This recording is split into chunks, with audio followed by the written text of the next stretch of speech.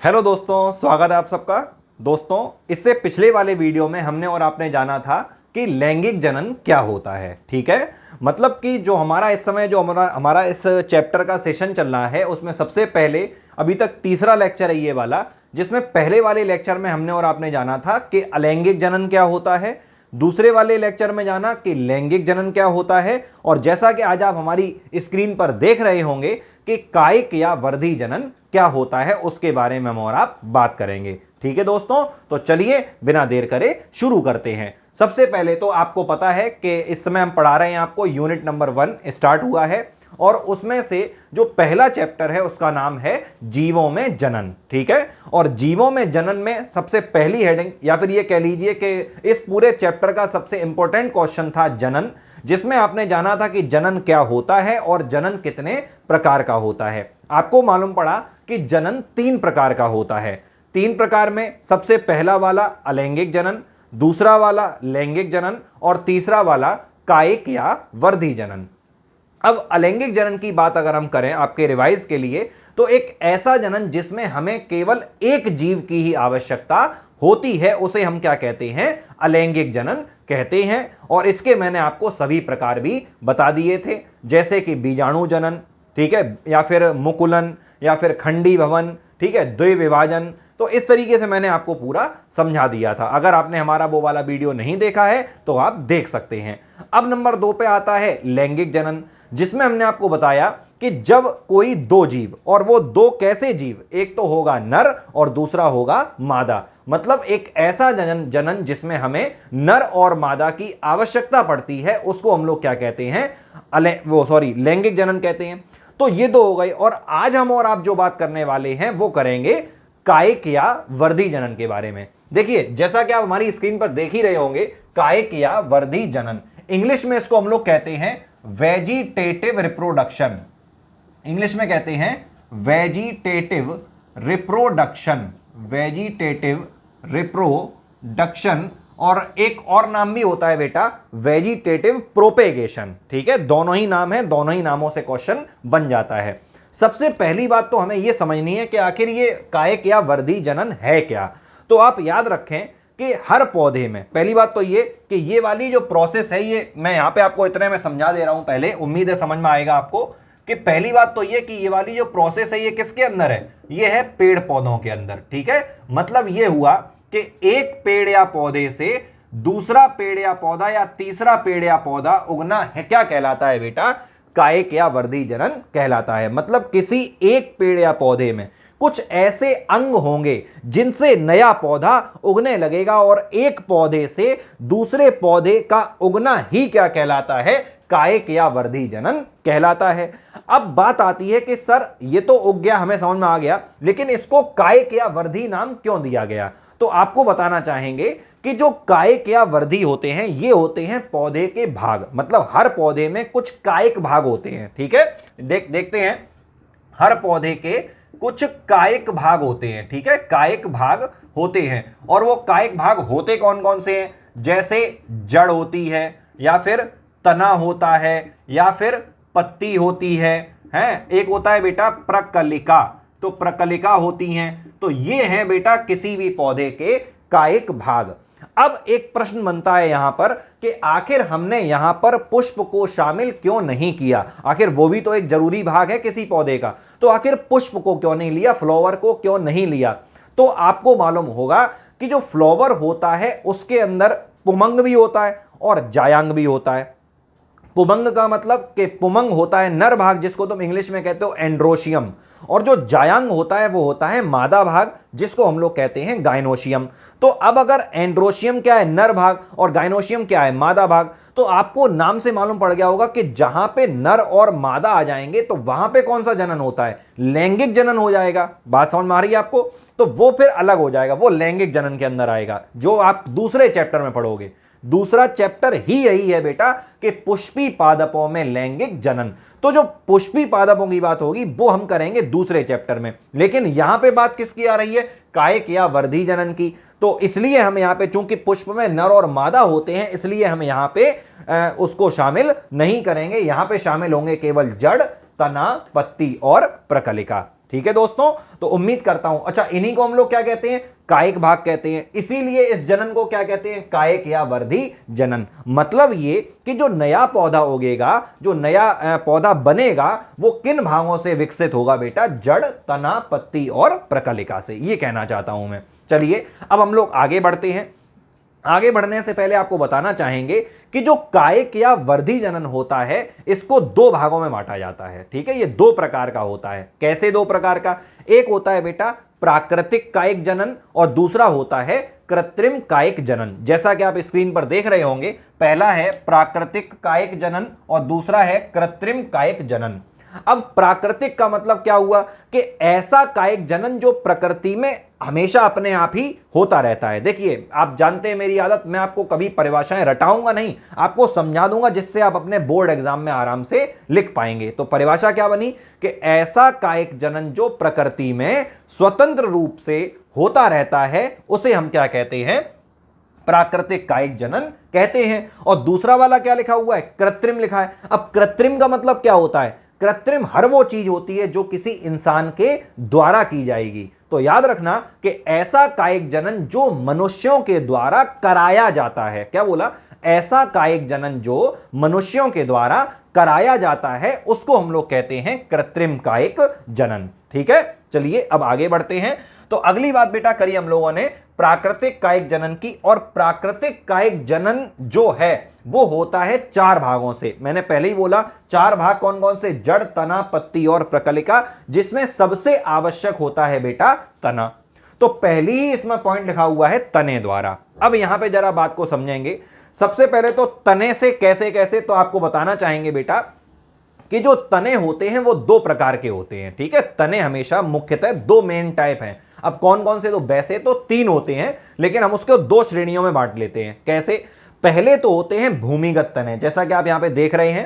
पहले होते हैं भूमिगत तने और दूसरे होते हैं वायवीय या अर्धवायवीय तने।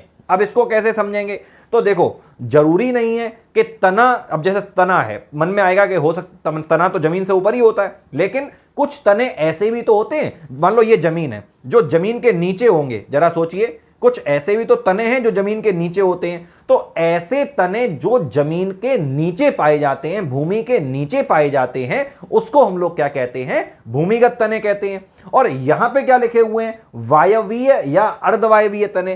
तो वायवीय का मतलब क्या हो गया कि ऐसे, वायवीय का मतलब वायु से है। ठीक है, तो ऐसे तने जो पूरी तरह भूमि के ऊपर पाए जाते हैं, उनको क्या कहते हैं, वायवीय कहते हैं। और दूसरा क्या लिखा, अर्धवायवीय। तो ऐसे तने, समझ माना ना, अर्ध का मतलब क्या हुआ, आधे, जो आधे तो जमीन के नीचे और आधे जमीन के ऊपर पाए जाते हैं, तो उनको हम लोग क्या कहते हैं, अर्धवायवीय तने। ठीक है, तो अब इनके अंदर चलेंगे। देखिए, मैं आपको यहां पे पूरा ये वाला लॉन्ग आंसर समझा दे रहा हूं, और इसके जो नोट्स हैं, मेरे द्वारा बनाई गई जो नोट्स हैं, वो आपको आपके पीडीएफ सेक्शन में मिल जाएंगे। ठीक है, तो अगर आपने अभी तक हमारे ऐप को डाउनलोड नहीं किया है तो आप डाउनलोड कर लें। ऐप का नाम है फोकस पॉइंट लर्निंग ऐप। ठीक है, नाम है फोकस पॉइंट लर्निंग ऐप। ठीक है, और अगर इस ऐप के बारे में आपको कोई भी जानकारी चाहिए तो मैं यहां पर अपना मोबाइल नंबर लिख दे रहा हूं, उस पर आप हमसे कोई भी जानकारी प्राप्त कर सकते हैं। यही मेरा व्हाट्सएप नंबर भी है, तो आप चाहें तो हमसे व्हाट्सएप पर भी संपर्क कर सकते हैं। ये लिखा है मेरा नंबर। ठीक है, और अभी तक आपने अगर चैनल को भी सब्सक्राइब नहीं किया है तो फिर आप चैनल को भी हमारे सब्सक्राइब कर सकते हैं। ठीक है दोस्तों, तो चलिए अब आगे बढ़ते हैं। तो सबसे पहले तो यहां पे लिखा है भूमिगत तने, मैंने आपको बताया कि जो जमीन के नीचे होते हैं। अब सबसे पहले भूमिगत तने जो हैं वो चार प्रकार के बांटे गए। कितने प्रकार के, चार प्रकार के। पहला होता है कंद, दूसरा होता है प्रकंद, तीसरा होता है घनकंद और चौथे होते हैं शल्ककंद। नाम याद करें, फिर से बोलें, कंद, प्रकंद, घनकंद और शल्ककंद। अब सबसे जरूरी बात इनके एग्जाम्पल की है। देख रहे होंगे यहां पे जितने भी मैंने एग्जाम्पल लिख रखे हैं, इन सबके नीचे अंडरलाइन है। वो इसलिए है क्योंकि ये सब बहुत आवश्यक है, पेपर में पूछे जाते हैं ऑब्जेक्टिव में। ठीक है, और अगर आप लिख के आना है, लॉन्ग आंसर आता है तो आपको ये एग्जाम्पल जो है वो लिखने ही पड़ेंगे। तो सबसे पहले क्या लिखा है बेटा, कंद प्रकार का। देखो, मैं आपको आपकी सहूलियत के लिए एक बात बताना चाहूंगा कि यहां पे आपको तीन चार चीजें एक्स्ट्रा याद करनी पड़ेंगी जैसे हम आपको बताना चाहेंगे कि जितने भी भूमिगत तने हैं, इसमें जो नए पेड़ या पौधों का निर्माण होगा वो असल में एक विशेष अंगों से होता है। ठीक है, मैं इधर लिख दे रहा हूं यहां पे, जिनका नाम होता है बेटा कक्षस्थ कलिकाएं। क्या नाम होता है, याद करें, कक्षस्थ कलिकाएं। ये लिख दिया मैंने, कक्षस्थ कलिकाएं।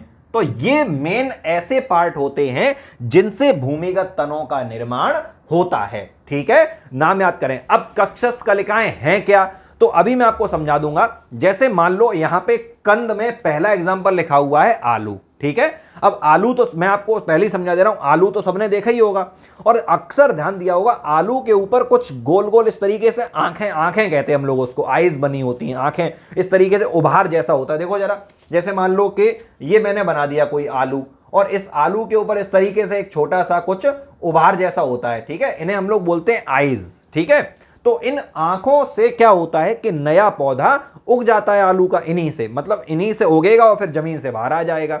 तो आप लोग याद रखना कि इन्हीं को हम लोग क्या कहते हैं, कक्षस्थ कलिकाएं। लेकिन आलू में तो नॉर्मली हम लोग इसको आंख बोल देते हैं। ठीक है, तो अब ये आलू क्या है, आलू एक कंद प्रकार का तना है। ठीक है, और कंद प्रकार का तना है और नया पौधा किससे बनेगा, इसमें कक्षस्थ कलिकाओं से बनेगा। इसमें क्या, जितने भी भूमिगत तने हैं उन सब में नए नए पौधे किससे बनेंगे, कक्षस्थ कलिकाओं से। तो ये जो उभार जैसी संरचनाएं हैं यही क्या कहलाती हैं, कक्षस्थ कलिकाएं कहलाती हैं। ठीक है, चलिए अब तो आपको समझ में आ ही गया होगा। अब नंबर 2 पे क्या लिखा है, प्रकंद। तो प्रकंद क्या है, जैसे एग्जांपल समझिए, प्रकंद में है अदरक और हल्दी। देखो आप लोग इतना तो जानते ही हो कि जो पेड़ पौधों में जो तने होते हैं वो भोजन संचय का काम करते हैं। मतलब जो पेड़ पौधों में भोजन सुरक्षित रखा जाता है वो किस भाग में रखा जाता है, तो तनों में रखा जाता है। तो जैसे मान लो आलू है, तो आलू तो किसी एक जगह पे इस तरीके से जमीन के नीचे पाया ही जाएगा। लेकिन जो ये प्रकंद टाइप के तने हैं ये कुछ फैले हुए होते जमीन के नीचे हैं, लेकिन जमीन के नीचे भी जमीन इस तरीके, मान लो ये जमीन है और इस तरीके से ये फैले हुए होते हैं। जैसे आलू तो एक जगह पे है लेकिन ये फैलते चले जाते हैं जमीन के नीचे। तो इनको हम लोग क्या बोल, जैसे एग्जाम्पल क्या लिखा है, अदरक और हल्दी। ठीक है, और अदरक और हल्दी जो है इनमें भी निर्माण किससे होता है बेटा, कक्षस्थ कलिकाओं से होता है। किससे होता है, कक्षस्थ कलिकाओं से होता है। इतना आप लोग ध्यान रखें। अच्छा, यहां पे निर्माण जो है नए पौधे का वो 2 और भागों से हो सकता है। याद रखिए, थोड़ा सा कॉम्प्लिकेटेड है तो आपको बता दें कि जीवन में पढ़ाई इतनी भी आसान नहीं है, बस एक बार मेहनत मांगती है। मैं ये नहीं कह रहा हूं कि कठिन है, नामुमकिन है, एक बार पढ़ लो तो कोई समस्या नहीं। देखो अभी तक मैंने किसकी बात करी थी, कक्षस्थ कलिकाओं की। अब मैं आपसे 2 बातें एक्स्ट्रा करने वाला हूं, क्योंकि इनमें उन चीजों जो मैं अब समझाऊंगा उससे भी नया पौधा बन जाता है कभी कभी, तो वो और समझ लो बात को। जैसे मैं आपको यहां समझा दे रहा हूं, आप लोग ध्यान देना, मैं यहां लिख दे रहा हूं। एक नाम होता है बेटा पर्व, एक होता है पर्व और दूसरा नाम होता है पर्व संधियां। ठीक है, एक होता है पर्व और दूसरा होता है पर्व संधियां। ये क्या होते हैं, अब जैसे मान लो कि ये कोई बेटा ये वाला कोई सा तना है। ठीक है, और ये तना कुछ भागों से इस तरीके से इस पे कुछ संरचनाएं पाई जा रही हैं। तो अब इस तने में आपने जैसे अदरक कभी देखी होगी, तो अदरक में नहीं इस तरीके से कुछ लाइनिंग टाइप की होती हैं। तो बेटा जैसे ये एक लाइन है, ये इस तरीके से, तो ये जो उभार जैसी बीच बीच में लाइन जैसी लाइनिंग बनी हुई है, इनको हम लोग कहते हैं पर्व संधि। इनको हम लोग क्या कहते हैं, पर्व संधि। याद करें, इसको पर्व संधि कहते हैं। मतलब फिर ये भी है, ये और ये बनी है, देख रहे हैं आप लोग, ये सब क्या कहलाएंगी बेटा, पर्व संधि कहलाएंगी। और अब यहां पे पर्व संधि तो हो गया, अब क्या समझाना है मुझे, पर्व। तो ध्यान देना कि जो 2 पर्व संधियां होती, कोई सी 2 ले लो, तो 2 पर्व संधियों के बीच की दूरी क्या कहलाती है बेटा, पर्व कहलाती है। मतलब ये कि जैसे मान लो ये एक पर्व संधि है और ये वाली दूसरी है, तो इन दोनों के ये जो बीच की दूरी यहां पे बनी है, इसको हम लोग क्या कहते हैं, पर्व कहते हैं। मतलब बीच का खाली स्थान, ये जो बीच में जो खाली जगह दिख रही है तुम्हें, यही क्या होते हैं बेटा, पर्व होते हैं। तो इन पर्व या फिर पर्व संधियों से भी कभी कभी नए नए पौधों का निर्माण हो जाता है। समझ में आ रहा है आपको? इसका मतलब कि अब 3 चीजें हम लोगों की हो चुकी हैं जिनसे नए पौधे बनेंगे। कौन कौन सी चीजें हो गई, एक है बेटा कक्षस्थ कलिकाओं से बन जाते हैं, दूसरा पर्व से बन जाते हैं और तीसरा पर्व संधियों से बन जाते हैं। ठीक है, लेकिन आप याद करें कि ये पर्व या पर्व संधियां इन कंद वाले में नहीं पाई जाएंगी, आलू में नहीं पाई जाएंगी, इनमें अभाव होता है इनका। ठीक है, तो आलू में जो निर्माण हो रहा है वो किससे होता है? केवल कक्षस्थ कलिकाओं से, जिसको तुम नॉर्मल में आंखें कहते हो। ठीक है, और जो अब प्रकंद आ गया, तो प्रकंद में या फिर घन कंद या शल्क कंद जो भी हो, इन सब में निर्माण किससे होता है? या तो कक्षस्थ कलिकाओं से भी होगा, पर्व से भी हो सकता है, और पर्व संधियों से भी हो सकता है। ठीक है, मैं सिर्फ समझा दे रहा हूं पूरा लॉन्ग आंसर बढ़िया तरीके से, और नोट्स वाले सेक्शन में जाके अपने नोट्स बना लेना, बढ़िया बोर्ड में नंबर आएंगे। ठीक है, आगे बढ़ो बेटा। अब लिख गया अदरक और हल्दी, तो इसमें निर्माण किससे आप समझ गए कि कक्षस्थ कलिकाओं से, पर्व से और पर्व संधियों से। अब आ जाओ नंबर 3 पे, क्या लिखा हुआ है? घनकंद। तो घनकंद में वही बात कि नया पौधा किससे बनेगा?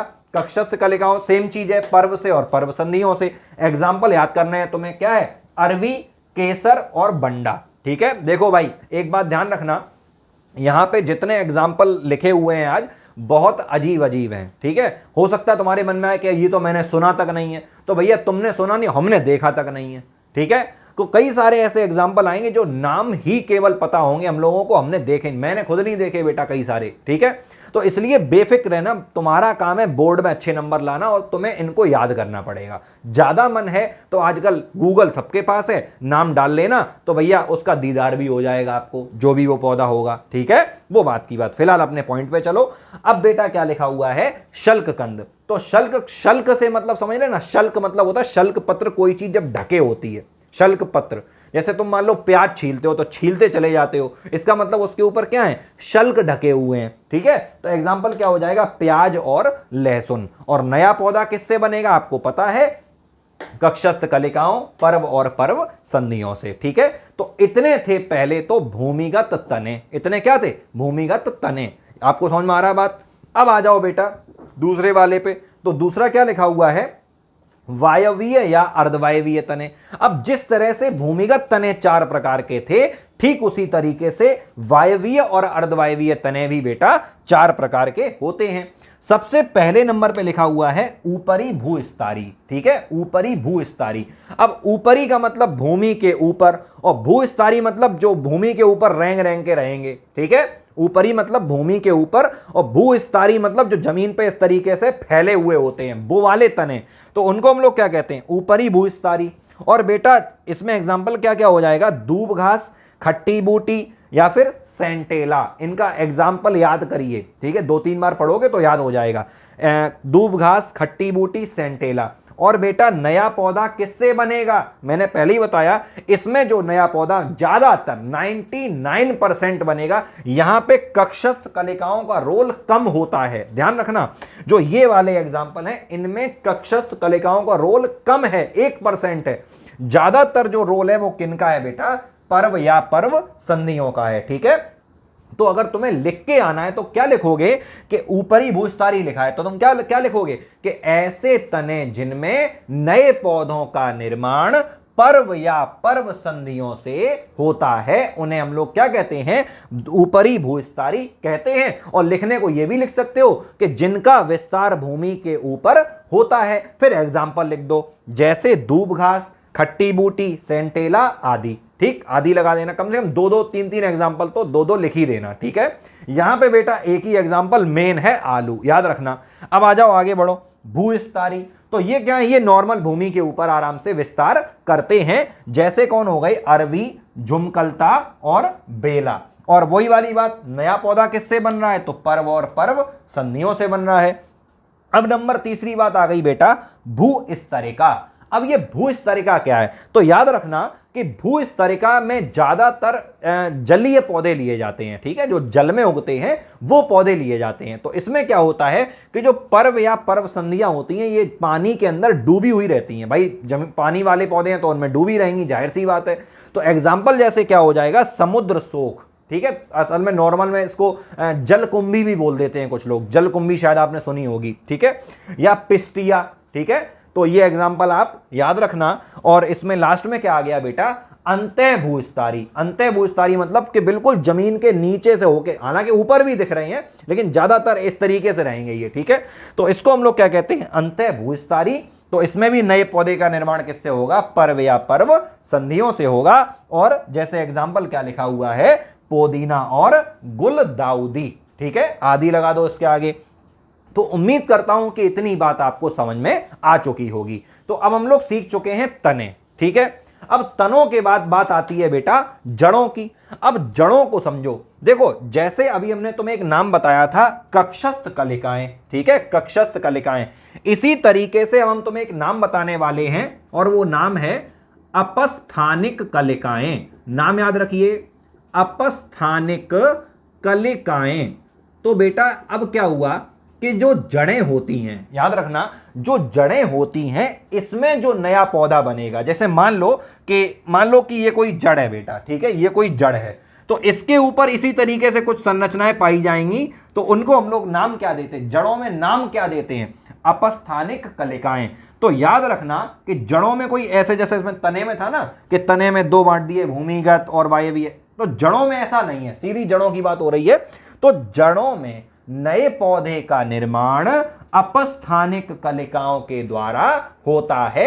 जैसे अब एग्जाम्पल क्या हो जाएगा, शकरकंद, सतावर, डहेलिया आदि। याद करें, शकरकंद, सतावर, डहेलिया और आदि। मैं फिर कह रहा हूं एग्जाम्पल याद करने पड़ेंगे, हो सकता है कईयों के नाम आपने ना सुने हो, इसलिए उनके लिए परेशान बिल्कुल मत हो। चलिए आगे बढ़ते हैं। अब बात आती है पत्ती द्वारा। तो पहली बात तो ये बेटा कि इसमें जो पत्ती द्वारा वाला एग्जाम्पल है ये बहुत कम देखा जाता है, मतलब पत्तियों से नया पौधा उगे ऐसा बहुत कम होता है, लेकिन होता है, ठीक है। किन में होता है, तो देखो जरा, ब्रायोफिल्लम एक पौधा होता है ब्रायोफिल्लम का, इसमें क्या है, इसमें पत्तियों से नया पौधा हो जाता है, ठीक है। और दूसरा एग्जाम्पल है केलेंचो, ठीक है, क्या है केलेंचो। तो ब्रायोफिल्लम और केलेंचो ये दो ऐसे पौधे हैं जिनमें पत्तियों से नया पौधा उग जाएगा। क्लियर हो गई बात, ठीक है। और हां, इसमें जो नया पौधा उगेगा वो कहां से उगेगा, तो वहां पे भी हम नाम देते हैं अपस्थानिक कलिकाओं का। जैसे जड़ों में इनसे निर्माण हुआ था, ऐसे ही पत्तियों में भी जिससे नया पौधा बनता है, उन कलिकाओं को हम लोग क्या कहते हैं, अपस्थानिक कलिकाएं कहते हैं। उम्मीद करता हूं कि यह बात आपको क्लियर हो गई होगी। अब बेटा आगे बढ़ते हैं, लास्ट है बिल्कुल प्रकलिका द्वारा। अब क्वेश्चन बनता है कि सर प्रकलिका क्या होती है। तो आप लोगों ने पेड़ पौधों में छोटे छोटे पुष्प देखे, कलियां देखी होंगी। तो जब कई सारी कलियां एक गुच्छा बना लेती हैं, ठीक है, पूरा गुच्छा बंच बना लेती हैं, तब उसको हम लोग क्या कहते हैं, प्रकलिका कहते हैं। और वो प्रकलिकाएं मिलके जब एक नया पौधा बना दें, ऐसा होता है, बहुत कम होता है लेकिन होता है, कई सारे एक गुच्छा बन के एक नया पौधा बना देंगी, तब उसको हम लोग क्या कहते हैं बेटा, प्रकलिका द्वारा कायिक जनन कहते हैं, ठीक है। और इसमें क्या हो जाएगा कि एग्जाम्पल प्याज और अमेरिकन एलॉय, ठीक है, ये दो एग्जाम्पल हैं किसके, प्रकलिका के। और इसी के साथ बेटा एंड हो गया हमारा प्राकृतिक कायिक जनन, ठीक।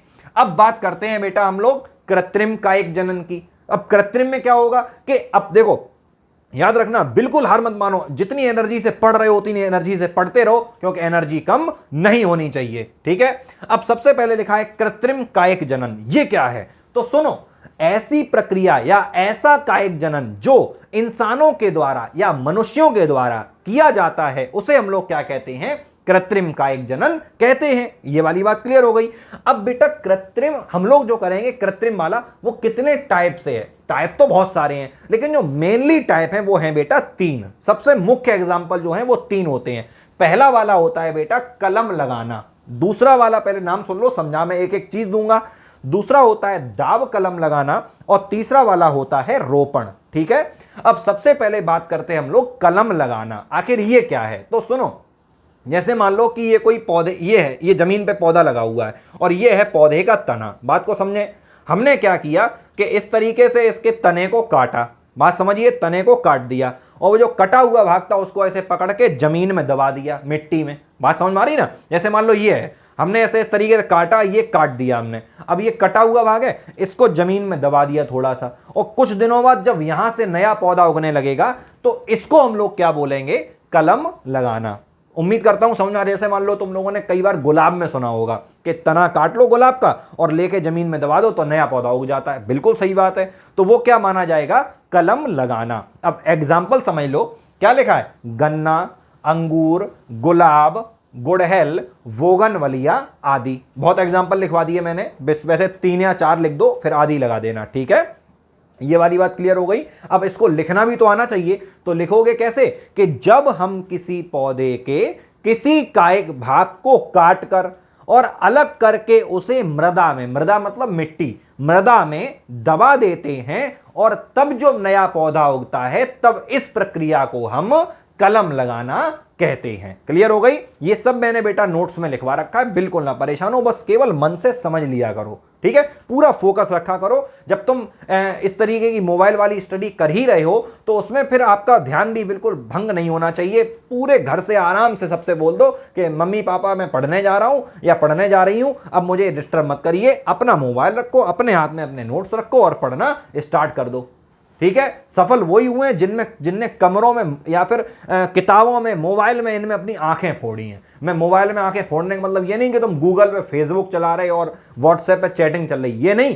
अगर मोबाइल का भी यूज कर रहे हो तो सदुपयोग करो, दुरुपयोग कभी मत करना, ठीक है। मेहनत ऐसी करना बेटा जो रंग लाए। ये नहीं है कि मम्मी को पता है कि बेटा हमारा मोबाइल पे पढ़ रहा है, पता चली बेटा किसी और दुनिया में मस्त है, ठीक है। चलो आगे आ जाओ। अब क्या लिखा हुआ है, दाब कलम लगाना। अब ये क्या होता है, तो जरा मेरी बात को ध्यान से समझो। जैसे मान लो कि मैं फिर समझा रहा हूं, ये कोई तना है, ठीक है। हमने क्या किया कि इस तने का थोड़ा सा हिस्सा तोड़ दिया, ठीक है। या तो तोड़ दो या नहीं भी तोड़ोगे तो भी चलेगा, और उसे पकड़ के हमने ऐसे करके झुकाया, ठीक। उसी को जो ये जमीन में लगा था, इसको हम लोगों ने ऐसे करके झुकाया और मिट्टी में दबा दिया, मतलब ऐसे करके झुकाया और मिट्टी में दबा दिया। और वहां से जब नया पौधा उगने लगेगा तब इसको हम लोग क्या बोलते हैं, दाब कलम लगाना। समझ में आ रहा है। फिर समझा दूं कि कोई पौधा लगा हुआ था, हमने तने को थोड़ा सा काटा और नहीं भी काटा तो भी चलेगा, तो काटा और उसी को, कटे हुए को तो फेंक दिया। ये जो पौधा था जो लगा रहा, इसको ऐसे करके झुका लिया जमीन की तरफ, और झुका के अगर हमने मिट्टी में दबा दिया उसको, और वहां से जब नया पौधा उगेगा तब इसको हम लोग क्या बोलते हैं, दाब कलम लगाना कहते हैं। एग्जाम्पल तुम्हारे सामने लिखा है, स्ट्रॉबेरी, रस भरी और बेला, ये है इसके एग्जाम्पल। और अब आ गया, बिल्कुल लास्ट हो चुका है, लास्ट आ गया है रोपण। अब रोपण क्या होता है, तो याद रखना बेटा कि रोपण एक ऐसी प्रक्रिया होती है जिसमें आप पौधे की नई नई प्रजातियों को उगाने का प्रयास करते हैं। मतलब यह हुआ कि एक ऐसी प्रक्रिया जिसमें हम पौधे के नए नए प्रजातियां उगाने का प्रयास करते हैं या प्रजातियां उगाते हैं, तो उस प्रक्रिया को हम लोग क्या कहते हैं, रोपण कहते हैं। अब इसको कैसे समझोगे, तो जरा ध्यान दो, मेरी बात को समझो। जैसे मान लो कि एक ये पौधा लगा हुआ है और दूसरा ये पौधा लगा है। हमने क्या किया कि इस पौधे के थोड़े से तने को या फिर किसी भी भाग को, तने को काट दिया और इधर इसके भाग को काट दिया, और दोनों कटे हुए भागों को ऐसे करके इस तरीके से जोड़ दिया। बात समझ आ रही है, ऐसे करके जोड़ दिया और जोड़ के झुका लिया उसको ऐसे करके और मिट्टी में दबा दिया। तो अब जो वहां से नया पौधा उगेगा तो उसमें इस वाले पौधे के गुण भी होंगे और इस वाले के भी गुण होंगे। इसका मतलब एक नई प्रजाति बनेगी, हाँ या ना।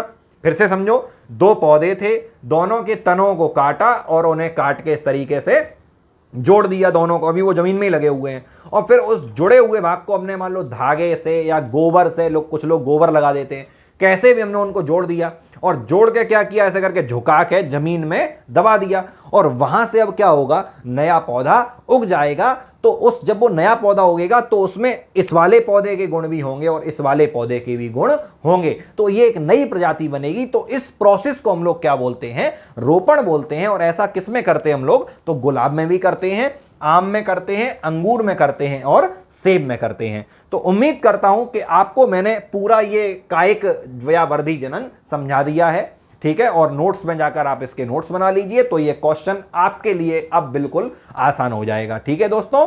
तो उम्मीद करता हूं कि आपको हमारा वीडियो अच्छा लगा होगा, और हर बार की तरह अगर आपको ये वीडियो अच्छा लगा तो बस एक लाइक मुझको चाहिए ही आपका है। धन्यवाद दोस्तों।